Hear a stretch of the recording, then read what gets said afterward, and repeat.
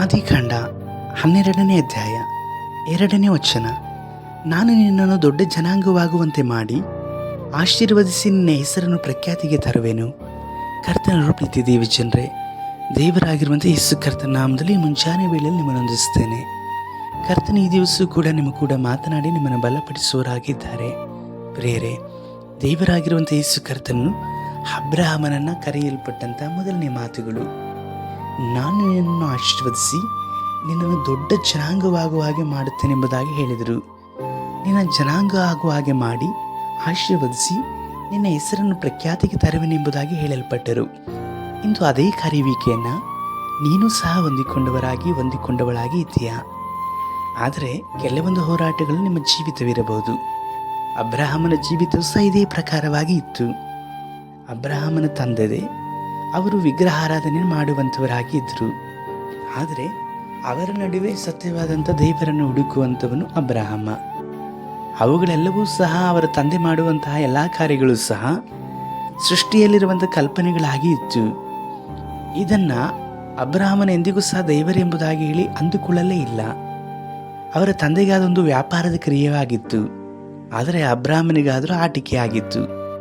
ಇದನ್ನು ನೋಡಲ್ಪಟ್ಟಂಥ ಕರ್ತನು ಜೀವಿಸ್ವರೂಪನಾದಂಥ ದೇವರು ಅಬ್ರಹಾಮನ ಜೊತೆಯಲ್ಲಿ ಮಾತನಾಡಿ ಅಬ್ರಹಾಮನನ್ನು ಕರೆಯಲ್ಪಟ್ಟರು. ಅಬ್ರಹಾಮನನ್ನು ಕರೆಯಲ್ಪಟ್ಟಾಗಲೇ ಅಬ್ರಹಾಮನು ನಂಬಿಕೊಂಡನು. ಯಾಕಂದರೆ ಅವನ ಜೊತೆಯಲ್ಲಿ ಮಾತನಾಡುತ್ತಿದ್ದಂಥವರು ಒಂದು ಬೊಂಬೆ ಅಲ್ಲ, ಕಲ್ಲಲ್ಲ, ಮಣ್ಣಲ್ಲ. ಅವನ ತಂದೆಯು ರೂಪಿಸಲ್ಪಟ್ಟಂಥ ಯಾವ ವಿಗ್ರಹವೂ ಆಗಿರಲಿಲ್ಲ. ಮಾತನಾಡುವಂಥ ಜೀವಸ್ವರೂಪನಾದ ದೇವರಾಗಿದ್ದರು. ಇಂದು ನಿಮ್ಮನ್ನು ಕರ್ತನು ಅದೇ ರೀತಿಯಲ್ಲಿ ಕರೆಯುತ್ತಾ ಇದ್ದಾರೆ. ನೀವು ಯೇಸುವಿನ ಮೇಲೆ ನಂಬಿಕೆ ಇಡುವಾಗ ಆತನು ಜೀವಸ್ವರೂಪನಾದಂಥ ದೇವರು, ಜೀವಿಸುವ ಆತನು ಎಂಬುದಾಗಿ ಹೇಳಿ ನಂಬಿಕೆ ಇಡ್ರಿ. ನಿಮ್ಮನ್ನು ಸಹ ಕರ್ತನು ದೊಡ್ಡ ಜನಾಂಗವಾಗುವ ಹಾಗೆ ಮಾಡಿ ಆಶೀರ್ವದಿಸಿ ನಿಮ್ಮ ಹೆಸರು ಪ್ರಖ್ಯಾತಿಗೆ ತರುವ ಹಾಗೆ ಮಾಡಲ್ಪಡುತ್ತಾರೆ. ಯೇಸುವಿನ ಮೇಲೆ ನಂಬಿಕೆ ಇಟ್ಟಿದ್ರೂ ಕೂಡ ಅನ್ಯರು ಆಚರಿಸುವಂಥ ಇತರ ಕಾರ್ಯಗಳನ್ನು ನೀವು ಮಾಡುವಾಗ, ಅವರ ಹಾಗೆ ಕೆಲವೊಂದು ಸಂಪ್ರದಾಯಗಳನ್ನು ರೂಢಿಸಿಕೊಂಡು ನಡೆಯುವಾಗ ಯೇಸುವಿನಲ್ಲಿ ಯಾವ ಆಶೀರ್ವಾದವನ್ನು ಸಹ ನೀವು ಹೊಂದಿಕೊಳ್ಳಲಿಕ್ಕೆ ಸಾಧ್ಯವಿಲ್ಲ.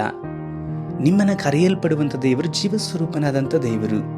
ಆದುದರಿಂದ ಲೋಕದ ಸಂಪ್ರದಾಯಗಳನ್ನು ಬಿಟ್ಟು ಕರ್ತನ ಕಡೆಗೆ ತಿರುಗಿಕೊಳ್ಳ್ರಿ. ಅಬ್ರಹಾಮನು ಸಂಪೂರ್ಣವಾಗಿ ಕರ್ತನ ಕಡೆಗೆ ತಿರುಗಿಕೊಂಡ.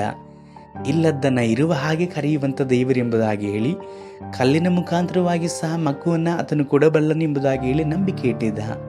ನಿಮ್ಮ ನಂಬಿಕೆಯೂ ಸಹ ಅದೇ ರೀತಿಯಲ್ಲಿ ಇರುವುದಾದರೆ ಅಬ್ರಹಾಮನನ್ನು ಆಶೀರ್ವದಿಸಿದಂಥ ದೇವರು ನಿಮ್ಮನ್ನು ಆಶೀರ್ವದಿಸ್ತಾರೆ.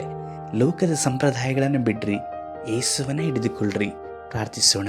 ಸರ್ವಶಕ್ತನಾದ ದೇವರೇ, ಈ ಸಹೋದರ ಸಹೋದರಿಗಾಗಿ ಪ್ರಾರ್ಥಿಸ್ತಾ ಇದ್ದಾನೆ. ಇವರ ಹೆಸರು ಪ್ರಖ್ಯಾತಿಗೊಳ್ಳುವ ಹಾಗೆಯೂ ಇವರ ಅನೇಕ ಜನಾಂಗಗಳಾಗುವ ಹಾಗೆಯೂ ಇವರನ್ನು ಆಶೀರ್ವದಿಸಿ ನಡೆಸಿ, ಇವರ ನಂಬಿಕೆಯನ್ನು ಸಹ ಹುಟ್ಟಿಸಿ ಪೂರೈಸಿರಿ. ನಮ್ಮ ರಕ್ಷಕನಾದ ಯೇಸು ಕರ್ತ ನಾಮದಲ್ಲಿ ತಂದೆಯೇ, ಆಮೇನ್.